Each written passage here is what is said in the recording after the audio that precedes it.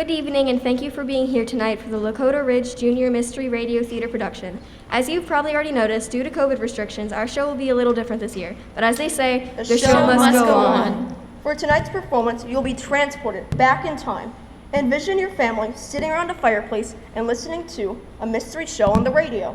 In the studio across town, radio personalities are acting out the show. Socially distanced, of course. Midway through the performance, we will pause for an all-important commercial break. It's how the radio station pays the bills, you know. At that time, you will put on your detective hats and try to figure out who the main suspect is. Write your name and the name of the suspect on the paper provided and place it into the crystal bowl at the dining table in front of the stage. We will draw from all the correct entries for a gift card. Good luck. So now sit back, relax, and enjoy the show.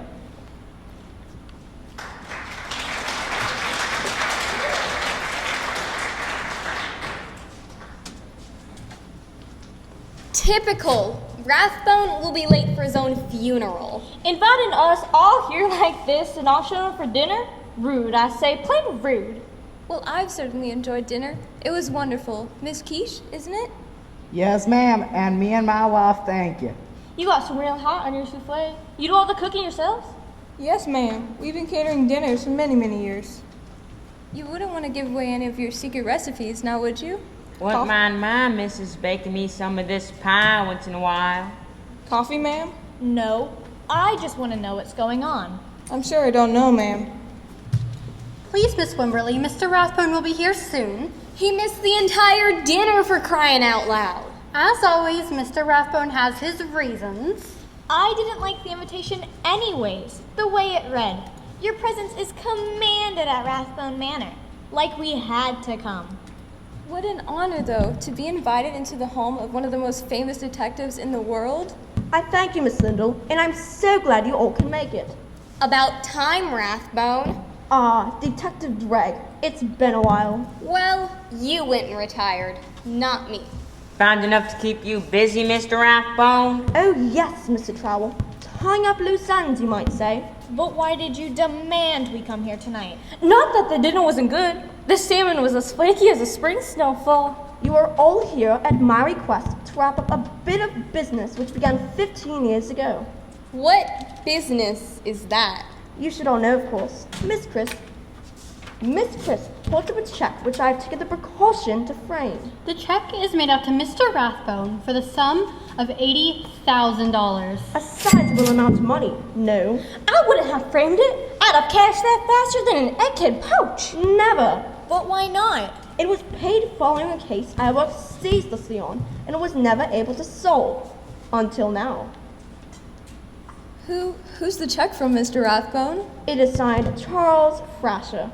Oh, I knew it had to be something like this. After all of us together, after so many years. I was afraid all this would have to do with that.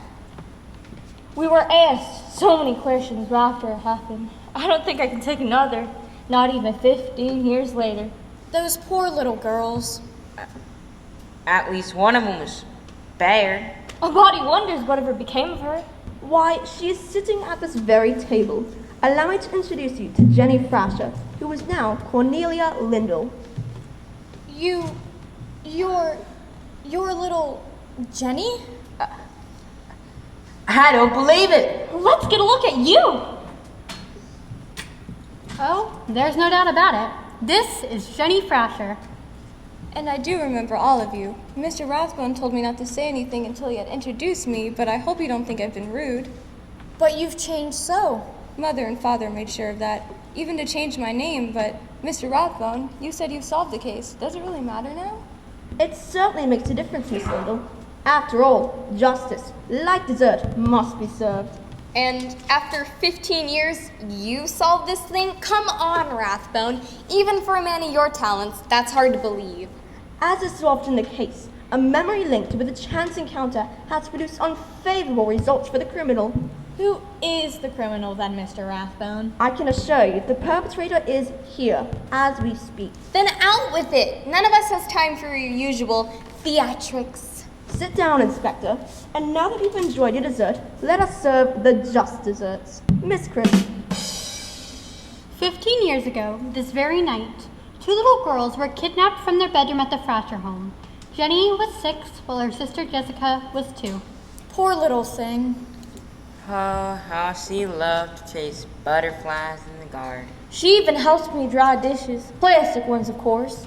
A telephone call to Charles Frasher demanded a ransom of $100,000. Mr. Frasher did exactly as he was told, even to the point of delivering the money alone.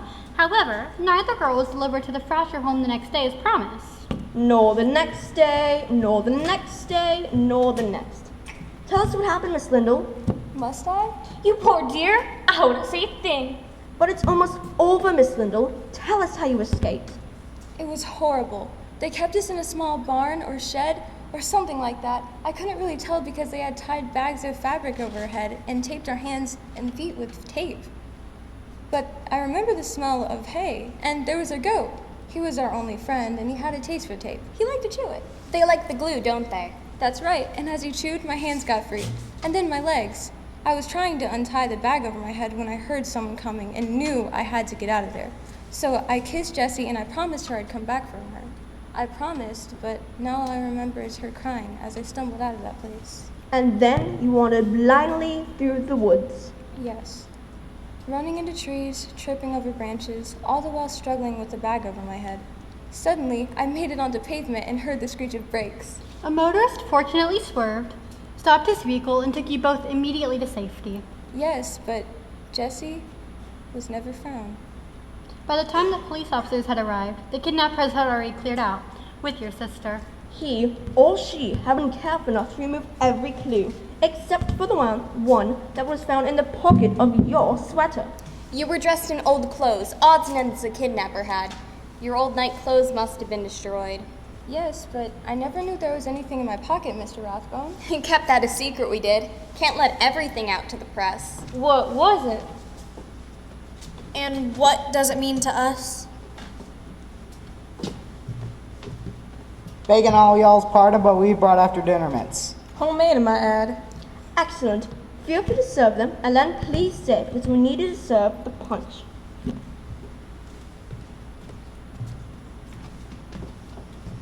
You surely don't think that any of us has anything to do with the crime, right? I know I had nothing to do with such a horrible thing. I'm leaving. I don't want to hear any more. I heard enough 15 years ago. Want me to stop her, Rathbone? No need, detective. You needed a restroom, Miss Harcourt. I don't feel well. I need some air. Please, go through the kitchen, then into the garden. It sparkles tonight with the fragrance of lilacs and roses. But if either of them's the one... Oh, they'll be back. And in the meantime, I can proceed with the only clue found in the entire case. It was a small piece of paper, very common, and on it had a smattering of letters. It looked like this. The interesting thing is that while the letters are of an almost print-like quality, they're handwritten. 15 years ago, each of you were asked to write something in your own hand, and each sample was balanced against the writing here. But it made no sense. Still, My car won't start. I just had it serviced and it's dead. such a pity. Detective, I demand you take me to town where I can catch a bus. But I'm afraid the detective's car won't start either. What? Mr. Rathbone took the liberty of ensuring your full cooperation, Detective Drake.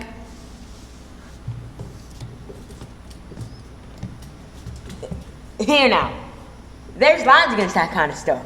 We've not permanently damaged anything. But I want to leave. And you shall, soon enough, if you would be so good to rejoin us. Ah, the faithful cook returns. I've never been so insulted in my life. What is it, Miss Harcourt? That dishwasher they got in there accused me of making a mess of her clean floor. Sorry, ma'am. She's our niece Chloe. She's very headstrong. I'll go have a talking to her right now. Quite unnecessary, Mr. Quiche. If you don't disturb her, she'll be able to get her job done. Now then, where was I? The clue. That bit of paper in my pocket. Oh yes, we've studied it and studied it. But still, it made no sense. Then it had to be a code of some kind. None of us knows anything about it. That's right. No police discuss any clues with us suspects. That's for sure. You were the girl's nanny, were you not, Miss Wimberley? Yes, but And you were in the room next to theirs. I told the police. I told everyone. I'd taken a sleeping pill that night because I'd had trouble sleeping. I never heard a thing. Not a thing. You needed money at the time, didn't you? Your trouble with sleeping was caused by the fact that your brother had been arrested and you needed to find some way to put up his bail and get him a lawyer. But I would never have hurt Jenny or Jessica for the likes of him. Perhaps not. Miss Harcourt, just after the kidnapping, your husband died. Is that correct? You know all about it. He had been sick for quite some time. His insurance was good, but his benefits were eaten up by his long illness, as were your personal savings. Thus, you had to continue working as a chef all these years. Nothing wrong with good, hard work, Mr. Rathbone. Really, Rathbone? And that night, Miss Harcourt, you were in the room with your husband, weren't you? Yes, and just like I told the police, all I heard was a truck driving away. Precisely at 9 p.m. Yes, I just finished giving my poor Billy his evening dose of painkiller. And you're sure it was a truck? A small truck, yes. Not one of those semis, but a small one. But I never heard a thing. From the gardener's house, it would have been difficult. Especially for someone hard of hearing. Unless, of course. Unless what? Unless someone knew it was a truck, but didn't want to verify that fact for some reason. No, listen here, Mr. Rathbone. Again, money would not have come in handy at the time, would it not, Mr. Travel? When did it come in handy? You had an opportunity at the time for a partnership in a gardening supply store, isn't that right? But I didn't get it, did I? If I had $100,000, I'd have everything I ever wanted. A very good point, Mr. Travel. We've been over and over all this, Rathbone. And you, Detective Drake, my good friend, not solving this case cost you promotion. I wasn't the first person overlooked, and I won't be the last. You see my point? You all have suffered far more than I. Not one of you has ever appeared to have gained a thing by what happened that night. Yet, the weight of suspicion hangs very heavily over all of your shoulders. Even now, 15 years later. I wish at this time to propose a toast. A toast? Humor me, Detective. Mr. Quiche, Mrs. Quiche. A toast is good for the soul. It will help us remember those days, those happier days before this terrible tragedy, and it may help us soon realize that we may return to the happiness we once cherished. And you, Mr. and Mrs. Quiche. Oh, sir, we couldn't. Perhaps then, in honor of the splendid dinner you served. In that case. And now, we hold our glasses high to the two Frashfields and the happiness they once cherished. And further, may they soon cherish the happiness they missed all these years. Oh dear!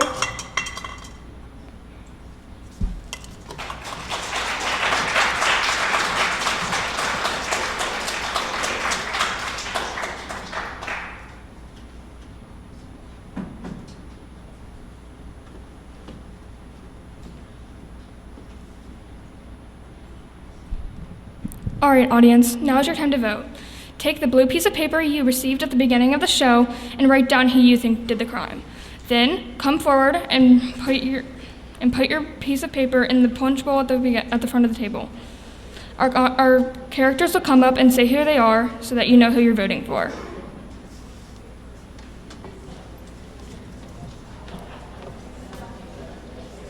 I'm Abigail Wimberly, and I'm the former nanny. I'm Hetty Hardcore, and I'm the former cook. I'm Detective Dreg, and I'm the inspector. I'm Cornelia Lindell, and I'm a past kidnap victim. Hi, I'm Uriah Keisha, and I'm a caterer. And I am Reggie Rathbone, the detective.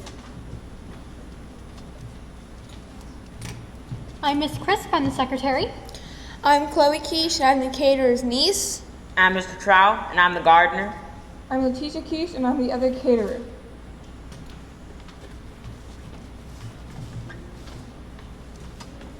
And now, a word from our sponsor.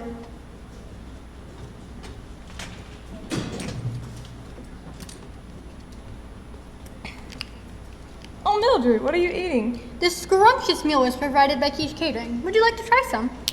Waiter! Yes, madame. My dear friend Helga would like to try some of your delectable quiche. Would you mind fetching a piece of quiche? Well, I am terribly sorry, but it seems you've run out of Zeki. Why are you out of caused this disaster? Well, it seems like a dog was left off its leash. And then it went and end all. Zekishe.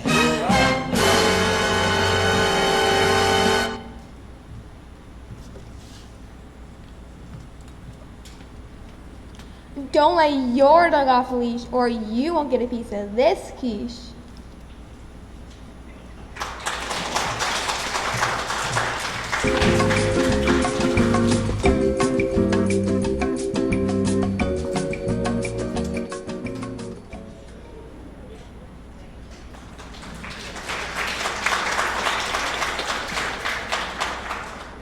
Now see what you've done, Mr. Know-It-All.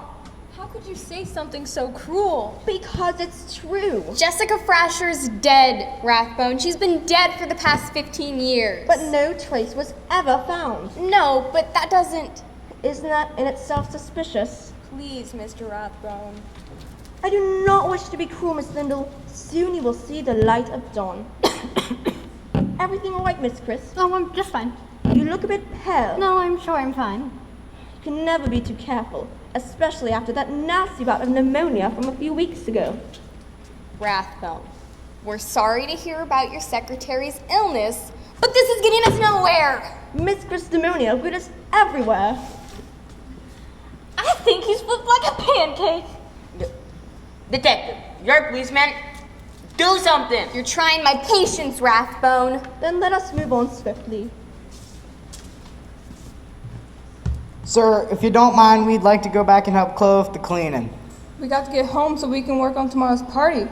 We're serving up the Gladstone's engagement party it is. The traveling life of the caterers. Been good to us all these years. Please, do me one last favor. Please serve a bit more punch, and then you're dismissed. Now back to Miss Chris pneumonia. It was a serious case, was it not? I spent a week in the hospital. Which means you were not here. Good thinking, Rathbone. And this left me all alone to ramble in this great big house. We should all have to suffer so. But you wouldn't. You see, you all have very practical skills. You, Miss Harcourt, can cook. Miss Wimberley, you can raise and educate children. You, Detective Dreg, can find and arrest a criminal. And Mr. Travel, you can grow a garden. I can do none of those things. Even the quiches can't prepare a feast. All I can do is think. And what good is that when one gets hungry? And I did get hungry. The point, Rathbone? The point, Detective, is that I got hungry for food not out of Pringly bags. So I decided to try my hand at cooking. Well, bully for you. I took a cookbook off the shelf. I decided I had a yen for raspberry tart. So I summed the recipe. Flour, butter, sugar, and then I stopped. Why? That's when I realized. Realize what? What was on the scrap of paper found in the pocket of Miss Lindell so very long ago. What are you getting at? The old sweaty old Miss Lindell belonged to one of the kidnappers, and that kidnapper had left a bit of a recipe behind. A recipe? You mean the kidnapper must have been... Now see here.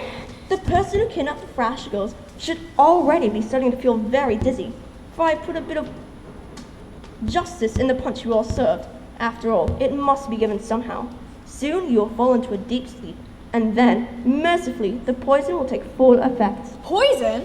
We all want to see the guilty punished. But that's taking the law into your own hands, Rathbone. I'm prepared to suffer the consequence, Detective.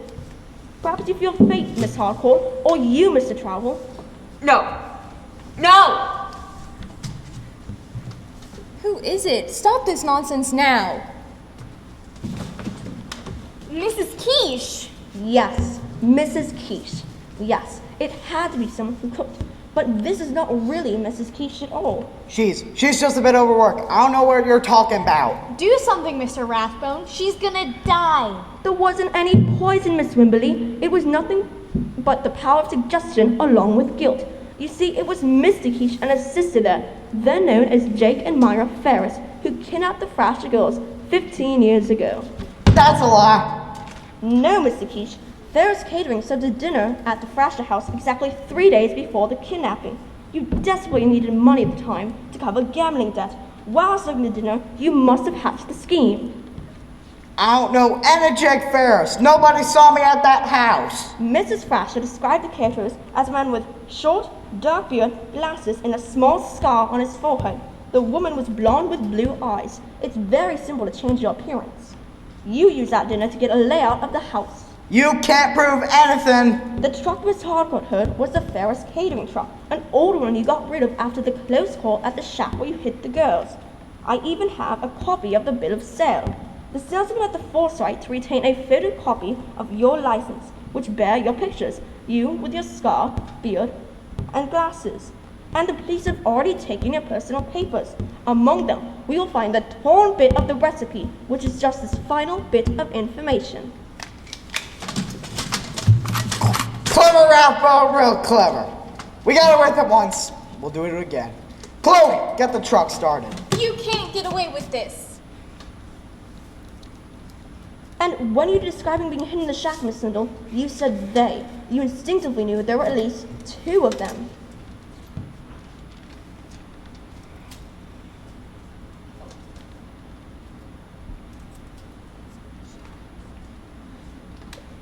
You need somebody to shut up. Get up, you lazy thing. I'm not doing all the work around here. Chloe, get the truck started. Hear me? What are you gonna do with us? Chloe, now all of you, back over there. You fool! Now they know. You figure it out. Don't kid yourself. And there's no poison in the stuff you drank. Over crying out loud. I told you we should have taken this job in the first place.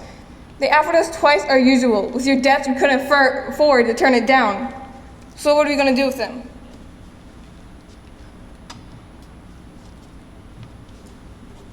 What are you shouting at me for? Here, hold this on. If anyone moves, shoot them. What?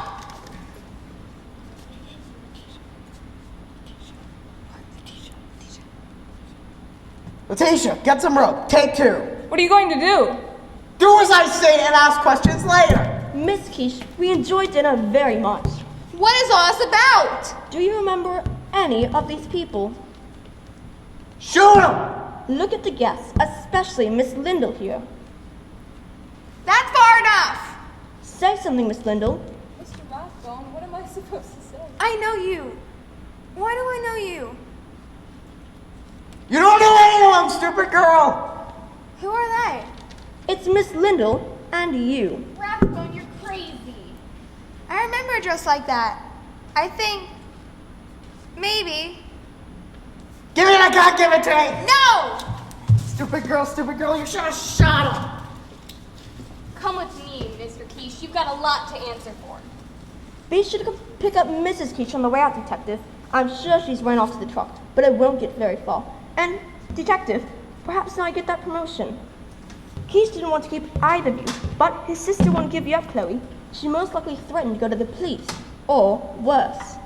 I'm their niece. It's what they wanted you to believe. Jessie? Jessie? Oh dear me. Can it really be you? The Quiches held you all these years. No! They're my aunt and uncle. They took me when my parents died in a plane crash. They must have invented that story, dear. You never had an aunt or uncle. Then I'm alone. I got no one but them. No. You've got a family that's never been this happy before. I'm your sister, Jenny. I'm the other girl in the picture. My sister? And now to reveal the real purpose of this dinner. A reunion. A long overdue reunion. Ah, it is good to serve up justice. Don't you think, Miss Chris?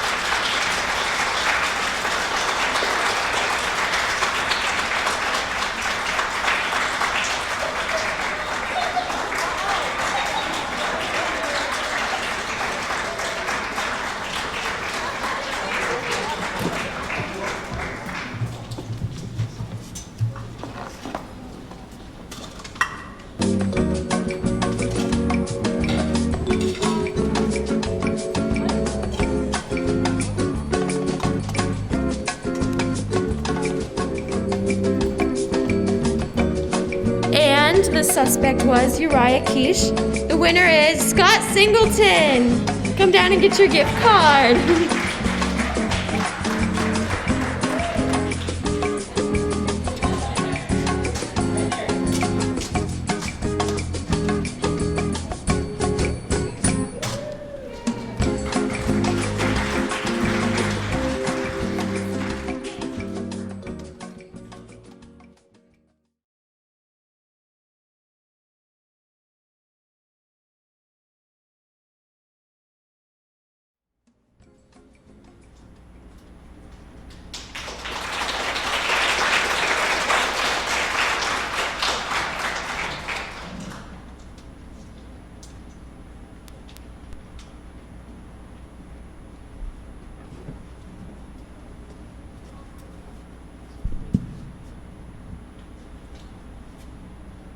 See that rundown building over there? The one with the dirty green door and the paint chip trim? That's where I got my office. It's on the second floor. The two grimy windows right above the doorway. The window at the left. You can barely make out the lettering. Nick Noir, private eye. I had to use the letter I because I couldn't afford to spell it out EYE. Those gold stick-on letters sure do cost a pretty penny. And I've never even seen a pretty penny. 2 years in this business and I was barely managing to scrape by. All the good business went to the boys downtown. The boys who got the good fancy offices and the good-looking secretaries. I had a secretary once. She lasted about a week. She ran off when she found a rat eating her lunch for the third time that week. You know, if I had any brains, I'd have given up this dream of being a private eye and gone back to what I know best. Whatever that was. And just when I was ready to find out, my phone rang.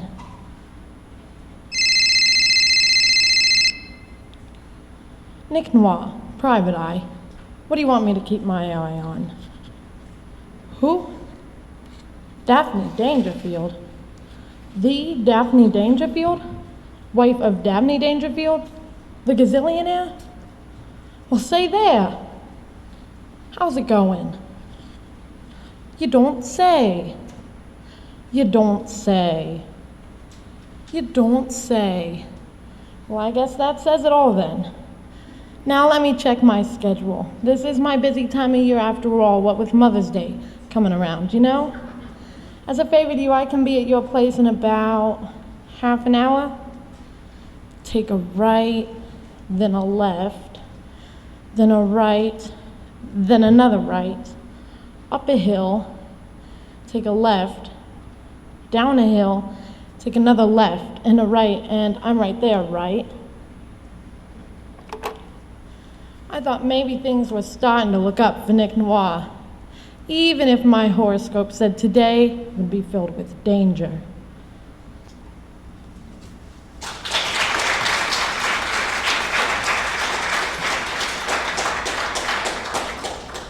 Any sign of that idiot detective, Cousin Dora? No. Wait. That might be... No, it's just a skunk. Aunt Daphne, you said he'd be here 2.5 hours ago. Delia, darling, maybe the traffic's awful. There's never any traffic coming down here to Dangerfield Manor. Why would anyone ever come down here? You should have contacted a reputable detective, Aunt Daphne. I'm sure Mr. Noir is reputable. Has anyone you know ever used him before? Personally, I always use Snoop. Snoop and Scoop. They've got a nice uptown office and a secretary. I use Smirk, Quirk, and Dirt when I'm trying to keep my eye on something or someone.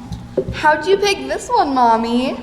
Mommy closed her eyes and said, "Round and round my finger goes, where it stops nobody knows." And when I opened my eyes, I was pointing to Nick Noir. There he is now. I hope he works faster than he drives. Bob, get the door, please. Yes, madam. I say, Bob, you can leave the ice bucket. I thought perhaps you would like it refreshed. Only 2.5 hours late. I finally found Dangerfield Manor. I knocked on the front door. then slipped in the back way just to catch him off guard. I knew right away this was going to be a very interesting case. With my vast experience, I could tell everything I needed to know about these characters. I knew that this was Dangerfield's crusty old wife, a woman who'd clawed her way to the top of respectability and didn't care who she ripped up in the process. And then there was Dangerfield's daughter, a hopeless romantic who believes that success is the result of hard work and determination. The fool. And then there's Dangerfield's grandmother. They say she's bumped off her share of enemies. Don't let the darning socks fool you. And then there's Dangerfield's younger sister, who wants nothing but the family fortune and now has it. I don't know who she is, but I wouldn't mind taking her to a karaoke place some night. I bet she sings like a canary. There was no one at the door, Miss Dangerfield. Well, where's that idiot? Right behind you. I slipped in the back way. And who are you? Bob. The butler! So, you must be Nick. Yeah, I'm Nick. Nick Noir. What took you so long? Well, you see, I made a second left when I should have made a third right. But then I remembered, 2 rights never make a wrong. Well, make sure you don't charge us for the extra 2 hours. What do you care for? Your father left you well provided for. My father? She's the niece. The classic ne'er-do-well niece. Oh, and you're a titan of industry, sister dear? I thought you were the widow. I'm the widow. Not the grandmother? I'm the grandmother. I gotta get out of here. Just kidding. I'm the daughter. My precious Dora. And I'm the lawyer. And I'm going bonkers. Don't. The case is very simple. We've hired you to find the Dangerfield diamonds. The what? You've never heard of it? Oh, yeah. The Dangerfield diamond. 10,000 luscious carrots. Now, I like carrots, but I wouldn't call them luscious. She means the diamond weighs 10,000 carats. And it's lavender. A beautiful lavender. Like a bar of soap. So I take it this diamond is missing. It disappeared this morning. And when did you see it last? Last night. I always wear it for dinner. We could always use the extra light at the dinner table. Father was too cheap to use 100-watt bulbs. Anyway, last night I took it off after dinner, as usual, and placed it in my jewelry case. Not the safe? Why? Only the family was here. And Bob. The butler! Yeah, I get the picture. Thanks. This morning I noticed it was gone. And you always look at it in the morning? Of course, I give it a bath. Ha, you bathe your diamond? Why do you think it sparkles so? Good point. Can you find the diamond, Mr. Noir? It means so much to me. Daddy gave it to me for our 6th, no, 7th, or maybe it was our 8th anniversary, or perhaps it was Christmas. And your husband's recently deceased, as I recall. Poor Uncle Dabney. Out on the yacht for a spin around the sea. And then he had that nasty fall over the back of the boat. We tried to fend off the sharks, but they were so hungry. A tragedy, really. But you've all managed to be consoled by the fact that you ain't hurting. Mr. Dangerfield was most generous. He allowed the estate to be divided amongst his wife, daughter, niece, and other niece. A real family affair, huh? So, who got the diamond? I did, of course. And it's worth $10 million. Not exactly chicken feed, but tell me this. No thief on earth could fence a bauble that big. It would be like trying to sell the Mona Lisa. Not exactly, Mr. Noir. You can't cut up your Mona whoever, but you can cut up the Dangerfield diamond. And all those little diamonds could sell for... What do you think, Miss Clumbiddle? $5 million at least. And that's nothing to sneeze at. Sorry. Well, I've got an appointment I'm already late to. Me too. I'm late for the hairdressers. I'm going to Walmart to pick up some cuticle remover. And I'm going to court to check on some briefs. I knew right then that this case was fishier than a 2-week-old tuna sandwich. It was Sunday, and you couldn't check your briefs at court on a Sunday. On top of that, each and every one of them had a suspicious look in their eyes, like beady little red coals at the bottom of a fireplace, trying to act cool but still hot enough to cause trouble. And the way each of them was clutching a purse or briefcase made me wonder, what's inside that's so important? But a good private eye always works on intuition, and mine was saying, keep your eye on Bob. The butler! We trust you'll find the diamond, Detective. Well, I'll find it all right. My name ain't Nick. Nick Noir! Can I fetch you something, Mr. Noir? Sure. How about some iced tea? Very good, sir. Taking a cue from Edgar Allan Poe, I figured the diamond must be hidden in plain sight. So I looked in all the logical places. And then I found the Dangerfield checkbook. I mean, I couldn't resist looking through it to see what gazillionaires spend their money on. Surprisingly, it was all very generic. House bills, phone insurance, pool insurance, car maintenance. Maybe they ought to try refinancing to bring that down a bit. And then I found something mighty suspicious. A check for $250,000 to a Dr. Felix Fix-It. Where had I heard that name before? Here you go, Mr. Noir. Your iced tea. Looks good. Thanks. What are you doing? Iced tea needs a bit more ice than this, don't you think? Then allow me. Oh, I can do it, Bob. But it's my job. Oops. Now look what you've done. You idiot! Say it's just ice. I'll help you pick it up. No, get out. Get out now. Rather than getting a snit with the hired help, I thought I ought to make a quick exit before Bob put me on ice.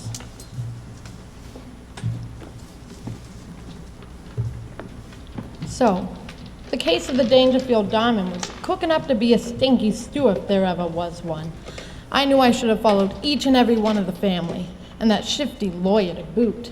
But I couldn't be 5 places at once. And I couldn't expect my secretary to do Adela Street since I didn't even have a secretary. And I wasn't Perry Mason, but it wasn't all that bad. By staying back at the office, I found out 2 important details. One, that strange check to Dr. Felix Fix-It. And this morning, I planned to figure out what that was all about. Number 2, Bob the butler was weirder than a football bat. Who in their right mind would get that worked up over a little spilled ice? And then it hit me.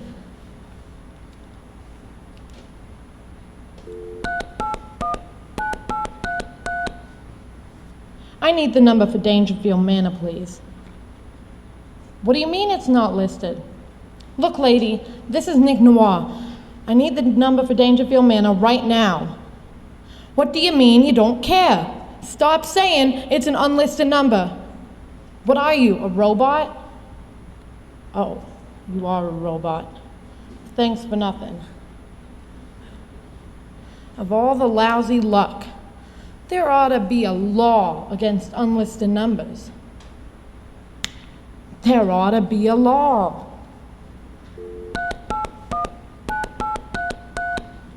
Look, you catatonic computer, give me the number for Cleo Clemdiddle, attorney at law. 555-1234. Thanks. Sometimes you just gotta be smarter than the computer. Hey, Cleo Clemdiddle, please. Sure, she knows me. I'm working on a case for her. Yeah, I'll hold. Hey, Miss Clemdiddle, can you do me a favor? Round up the family tonight at 7 o'clock around the fireplace in the same room we were in yesterday? Yeah, I know who's got the diamond. You'll just have to wait and see. Tut-tut. Goodbye. I could practically taste the big fat fee I get paid probably on the spot. Tomorrow I'd finally be able to get those extra letters so I could do my office up right.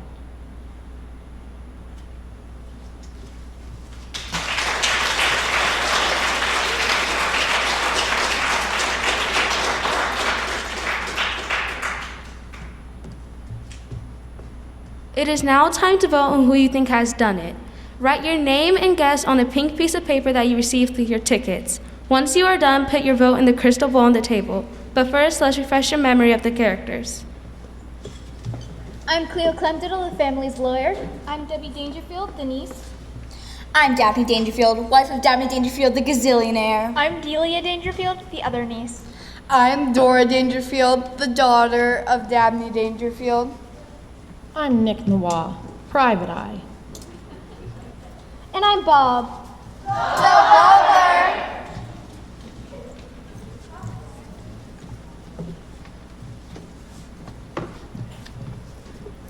And now, a word from our sponsors. It's raining diamonds because of Genesis Diamonds' 50% off sale. Let's head to the streets to get someone else's take on this diamond video. Excuse me, can I ask you a question? Yes, of course. These reporters. How would you like to get your girlfriend a diamond ring because today we're bringing you the bling? Yes, of course, we love that. Wait, let's talk about this first. You don't want to marry me? Too bad. Well,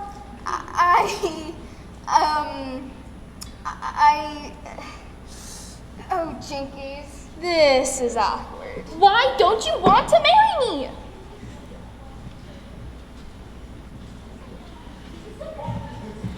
If you won't marry her, then I will. We'll be back. Wait, who are you? I'm Leroy. Wait for me! You'll hear the sirens when there's another rain at Genesis Diamonds.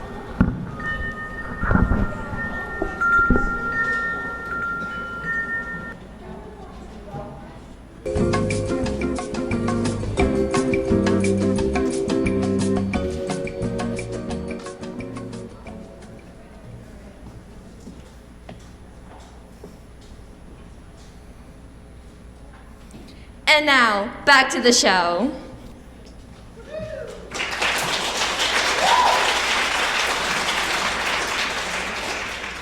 I can't believe he's late again. He'll be here, Delia dear. And then we'll have our diamond back. Make it sound like a rattlesnake, Dora. I passed up a date with Sydney Snodgrass to be here tonight. So, I passed up a date with Sydney Sorensen to be here, and she's much more beautiful than your Sydney. But she's such a snob. Your Sydney's no prize. He wears a toupee. But it's an expensive toupee. What if you both married Sydney's?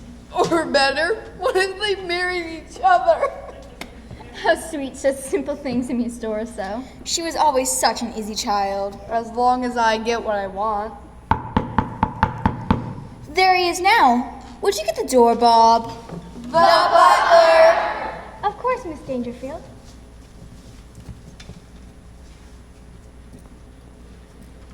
It was exactly as before, except now I really had a handle on these people. I knew them backwards, forwards, and inside out, and the picture I could paint wouldn't have been very pretty. There wasn't anyone at the door, Miss Dangerfield. Gotcha.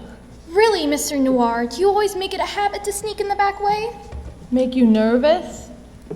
Next time, we'll lock the door. Oh, there won't need to be a next time. That's right. You said you know who stole the diamonds. I sure do. Well, who is it, Mr. Noir? How about a drink first? My throat's as dry as a bone in Death Valley. In that case, drinks all around, Bob. The butler. So, Mr. Noir, I assume the diamond is close by? Indubitably. How clever of you to work so fast. How'd you figure it out? I just put on my thinking cap. Gosh, I wish I'd have one of those in school. What did you think about Mr. Noir? Edgar Allan Poe. Oh, he wrote Huckleberry Hound, didn't he? That was Mark Twain, ma'am. Well, I knew it was some sort of cartoon. No, Aunt Daphne. Poe wrote, "Once upon my midnight dreary, as I bathed all weak and weary." That's him. Kinda. Did he play Sleepy in Snow White? No. Poe was a genius. And what does a genius have to do with the Dangerfield diamond? Poe thought that the best place to hide something was in plain sight. That's just the most ridiculous thing. Now, is it really? How many times have you lost something and looked everywhere for it, and then found it was right under your nose the whole time? Where's my darning egg? Aunt Daphne, it's in your hand. See what I mean? So, I suppose it's true enough. like I was saying, so, who would want to hide the diamond in a place so amazing? Like, where would one want to hide a diamond that huge while he or she waits for the perfect moment to smuggle it out of the house? Maybe up in a chandelier. How clever of you, sweetie. That's the perfect place. An excellent spot, yes. How about the bottom of a fish tank? Ooh, that'd be perfect with mixed in with all those little rocks that sparkle. No one would notice a diamond. Couldn't have said it better myself. Or in the fancy rocks that one puts around the base of a plant. They glow and sparkle too. Why, we'd all make such wonderful thieves, wouldn't we? Except for one thing. What's that, Dora? We don't have a fish tank or a chandelier. Or a potted plant. So where's the Dangerfield diamonds? Here you go, Nick. Nick Noir, your iced tea. A toast. Everyone, a toast to Mr. Noir for being so clever. What's wrong, Mr. Noir? Don't care for tea. Au contraire, Bob. This tea is to die for. It's so full of cyanide it could bump off a herd of elephants. Cyanide? How horrible. Ours didn't have cyanide in them, did they? No, you're all right.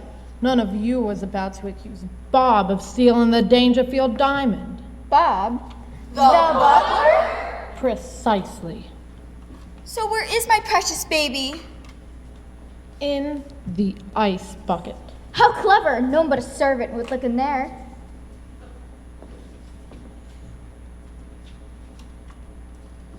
Why don't you go fish Precious out, Bob? Things will go better for you. And I know a good lawyer who gets you off easy. Get back! All of you!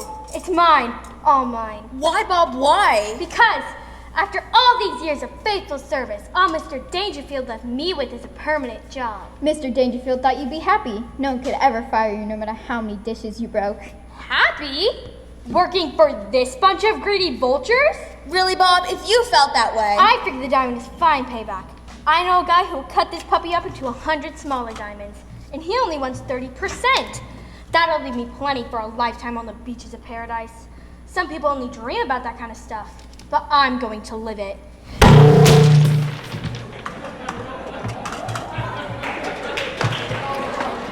It was a disgusting spectacle. Grown people scrambling about on the floor looking for a diamond like it was an eyeball or something.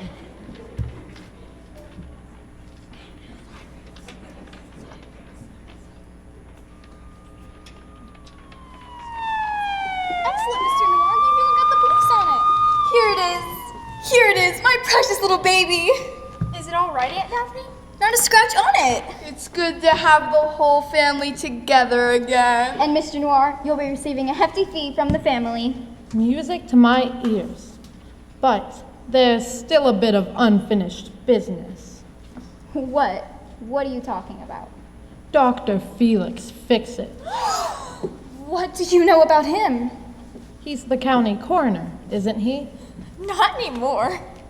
Resigned, I think. Retired, actually. He's moving to Aruba. Thanks to a nice little check he received from you. I think your services are no longer required, Mr. Noir. Oh, I think they're required now more than ever. What are you saying? I'm saying you were all on the boat the day that Mr. Dangerfield died. It was a fun family outing. We all loved the salt air. You hated it and you know it.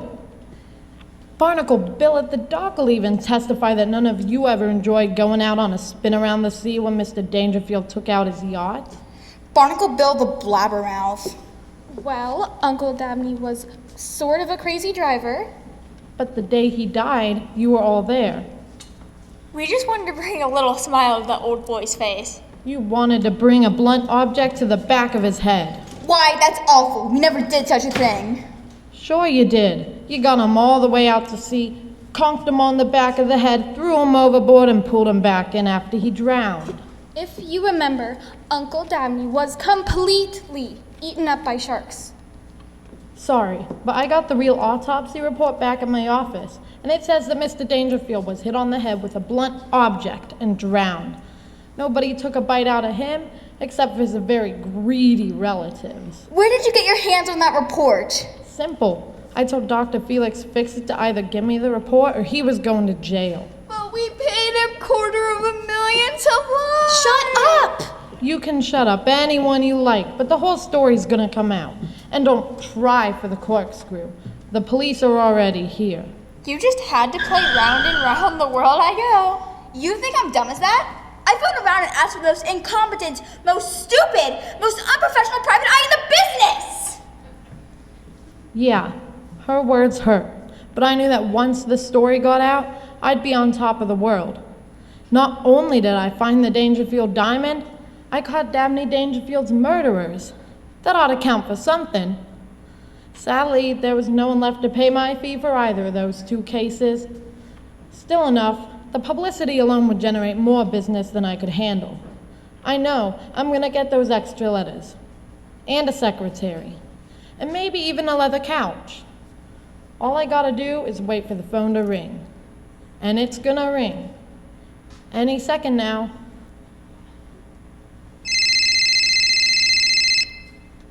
See what I mean? Nick here. Nick Noir. What do you want me to keep my eye on? A snake? You want me to keep an eye on your snake? Look, lady, I don't do snakes. But how much for this snake of yours? Oh, wow, he must mean a lot to you. A whole lot. Well, leave it to Nick Noir. What's the address? A right, a left, another right.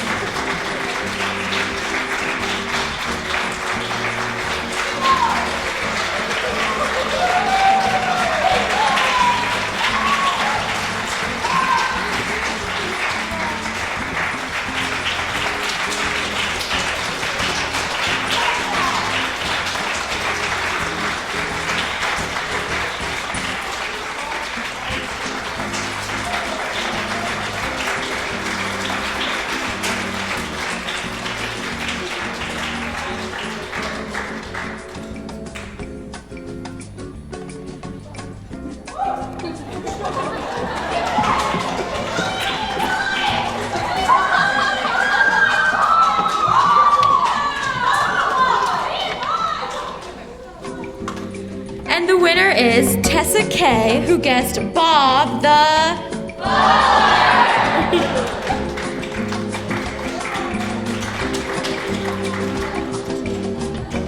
And we'd love to thank all of you for your support, and we'd love to thank you for coming under the certain conditions that we've been put under, and we'd like to thank you. We do it for you, the audience.